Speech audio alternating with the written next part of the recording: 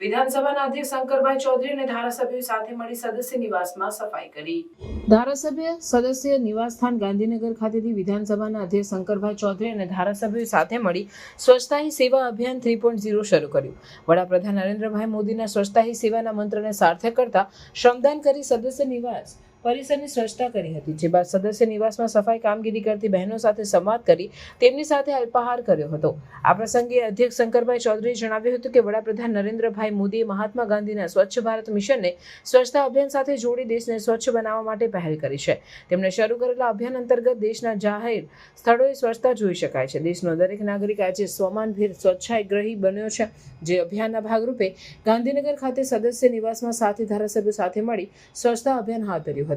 સ્વચ્છતા સ્વભાવ બને, સ્વચ્છતા જીવનશૈલી બને તે માટે દેશ વડાપ્રધાન નરેન્દ્રભાઈ મોદીના પ્રયાસો સફળ થયા છે, જેને આગળ ધપાવવા તેમજ સ્વચ્છ રાષ્ટ્રના નિર્માણ માટેની આ સહિયારી પહેલ છે। વિધાનસભાના અધ્યક્ષ શંકરભાઈ ચૌધરીએ ધારાસભ્ય નિવાસસ્થાન ખાતે અન્ય ધારાસભ્યો સાથે મળીને સફાઈ અભિયાનમાં જોડાયા હતા। અધ્યક્ષ શંકરભાઈ ચૌધરીએ સફાઈ કર્મચારીઓ સાથે સંવાદ કરી તેમની સાથે અલ્પાહાર કર્યો હતો।